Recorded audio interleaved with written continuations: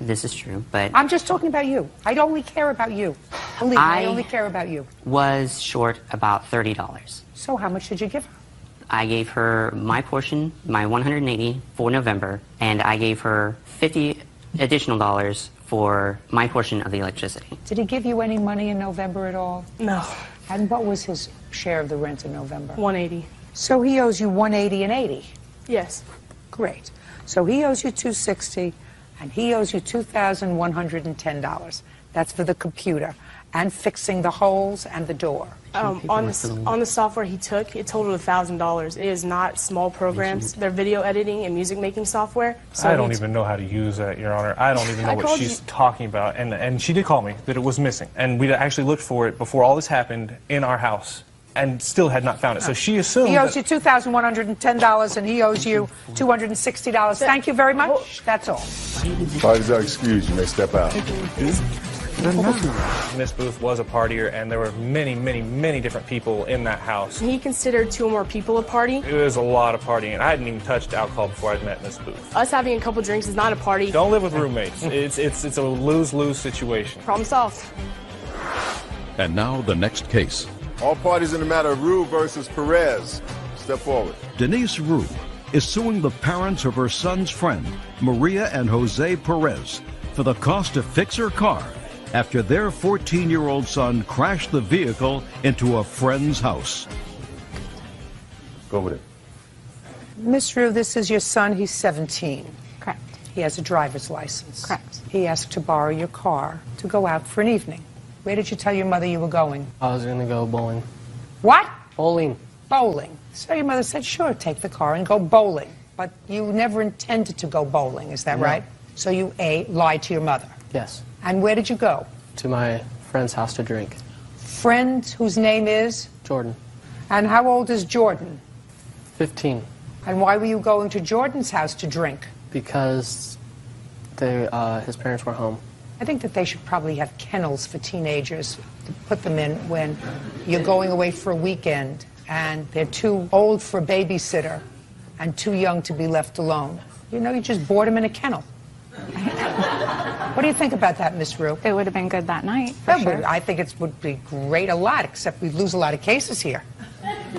So you were going to Jordan's house, who's 15, because his parents were going away and thought Jordan was mature and without a nanny. Your Honor. Don't speak. Did you go directly to Jordan's house? Yes. And where did young Mr. Perez come in to Jordan's house? I went to go get him. That's what we're talking about. Now, what's your first name? Michael. So, which was it? Did you go get Michael before or after you got to Jordan's house? Before. And the purpose of going to Jordan's house was to drink. And you know Michael is 14 years old, right? Yes. Now, he couldn't have gotten to Jordan's house without you because he doesn't have a driver's License. Love to play this game.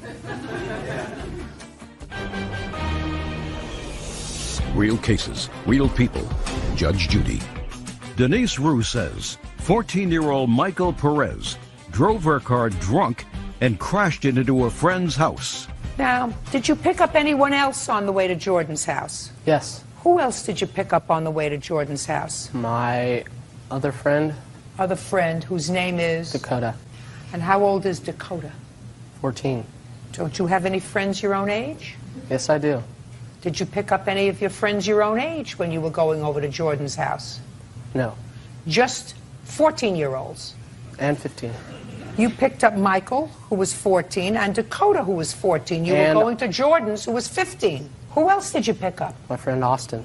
Oh, we have another friend, Austin, and Austin would be 15, right? Yes, I think so. Well, you said somebody was 15. Who was 15? I think Austin is 15. But he may be 14. Maybe.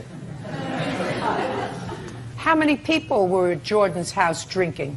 Me, my friend Dakota, Austin, and Michael, and then the lady that was there. And what?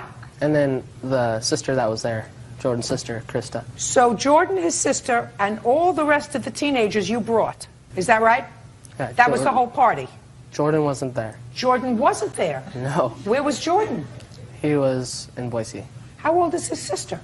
21. So there's a 21-year-old, a 17-year-old, that would be you, and a bunch of 14-year-olds, all of whom you have brought to the party. Yes. At some point, after everybody's been drinking, this young man got the keys to your mother's car. It was my car. Your car? Yes. In your name? No. This young man got the keys to your mother's car Yes. that you were driving. Yes. And he drove the car into Jordan's family's house Yes. and wrecked your mother's car. Yes. And your mother wants his family to pay for it. Yes. That's not going to happen. As a matter of fact, if he had gotten hurt, he would have sued you and taken your house and your car. Do you understand that? Mm-hmm.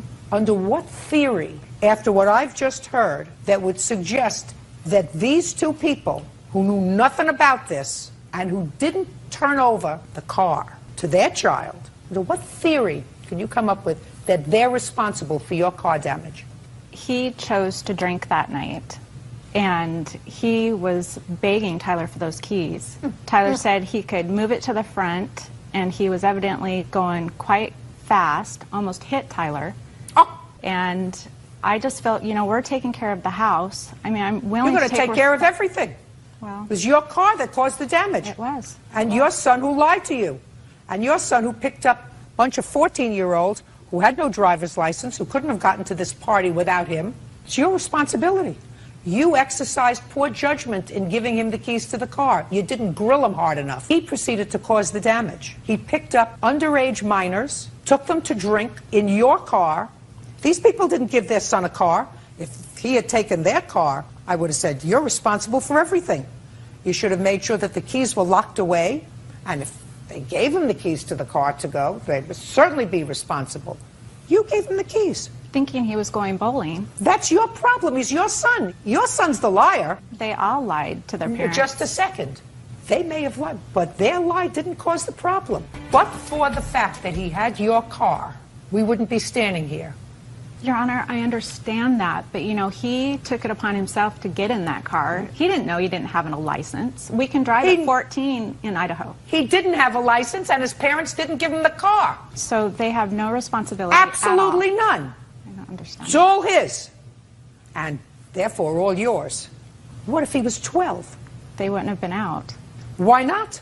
Because He's 17. Most kids who are 17 hang around with kids their own age. He chooses people for some reason that are younger to hang around with. he plays with these kids after school, basketball. What I'm telling you is he chooses to hang around kids who are younger than he is, who he has the ability to influence and play big man to.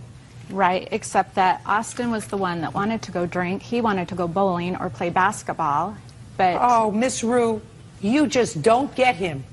I do get him. How could you get him and expect to tell me that story? I have raised 5 children. I know that 17-year-olds don't hang around with 14-year-olds.